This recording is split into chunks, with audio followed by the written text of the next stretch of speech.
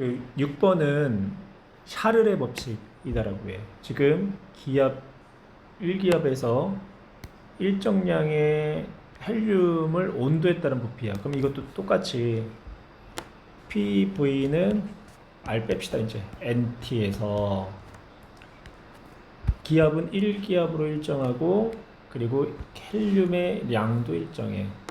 그럼 얘네는 온도하고 부피가 서로가 비례한다. 그러니까 온도에 따른 부피는 일정하다. 샤를의 법칙에 대한 이야기가 된다.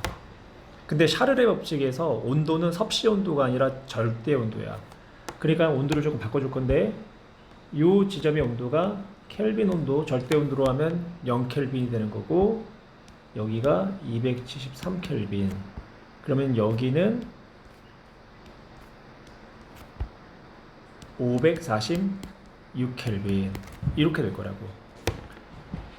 그러면 각각의 이제 지점에서 이제 요 지점과 이제 요 지점을 한번 비교를 해볼 거야. 요 지점을 우리가 1이라고 하고 여기를 2라고 한다면 T1분의 V1은 T2분의 V2와 같다. 이게 샤를의 법칙입니다. 그럼 여기에서의 온도는 273켈빈, 여기는 546켈빈. 그럼 여기에 부피를 V1이라고 했어. 그러면 V2는 온도가 2배가 올라왔으니까 V1의 2배가 되는 거야. 그래서 온도가 273에서 546켈빈으로 온도가 2배가 올라가니까 부피도 2배가 돼야 된다. 그래서 기억은 옳은 내용이 되는 거고. 그 다음 이번에는 뭐라고 표현하냐면 지금은 기압하고 기체양이 일정했는데 이번에는 기압을 0.5기압으로 기압을 낮춰준대. 그러면 지금 압력도 뭔가 영향을 주는 거란 말이야. 그러면 이 경우에는요, 온도가 0도씨로, 즉 273켈빈으로 온도 일정할 거라고. 온도가 일정해.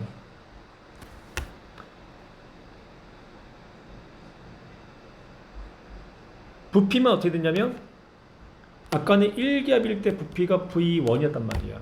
근데 이번에는 압력이 0.5기압이니까 부피는 1기압의 2배가 되는 거죠. 그래서 온도는 그대로 0도씨를 0도씨 즉 273켈빈으로 그대로 놓고 압력만 1기압에서 0.5기압으로 줄었더니 그때는 기체 부피가 2배가 된다. 근데 V2가 2배였잖아. V2가. 그래서 니은도 옳은 내용이 된다고. 그 다음 이제 직선의 기울기인데, 직선의 기울기 얘는 지금 1기압일 때의 직선의 기울기를 이야기를 하는 거야. 1기압일 때. 그러면 직선의 기울기가 의미하는 게 뭐냐면 T분의 PV가 직선의 기울기잖아요. 그렇죠? 온도에 따른 부피. 이게 직선의 기울기가 될 거라고. 그러면 압력까지 고려하면 PV는 nRT에서 직선의 기울기가 온도에 따른 부피. 근데 지금 1기압일 때는 기울기가 어떻게 됐어요? 기울기 한번 볼까요? X분의 Y가 기울기죠. 여기에서는. 그러면 여기는 273이 되는 거지. X의 변화량은. Y의 변화량은 이가 2V1이었잖아.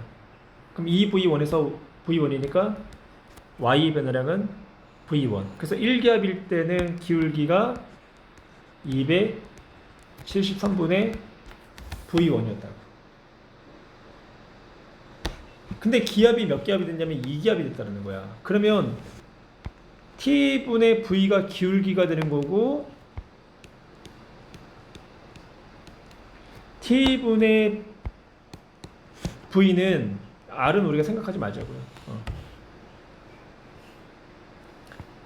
P분의 N이 되는 거죠. 이 공식 갖다가 지금 이렇게 표현했단 말이야. 뭐 R까지 만약에 고른다면 뭐 R 하지 말고요 일단. 근데 기체양은 뭐라고 했냐면 일정일 때 고려하지 않아도 돼. 근데 1기압이 아니라 몇 기압? 2기압이 됐다고. 2기압. 아까는 1기압이었단 말이야. 그러면 1기압일 때는 기울기가 1분의 n이었어. 1분의 n. 2기압이면 기울기가 2분의 n이 되는 거지. 그럼 기울기가 어떻게 돼? 반으로 줄어들었네. 그래서 2기압일 때는 직선의 기울기가 273분의 V1이 아니라 이거의 기울기의 절반 546분의 V1이 돼야 돼. 그러니까 디귿은 조금 어려워. 어렵건 어려워. 어려운데 온도에 따른 부피 그래프에서 기울기가 온도에 따른 부피다. 그럼 PV는 NLT로 똑같이 적용을 해서 문제를 풀어주면 돼요. 쉽지는 않아요.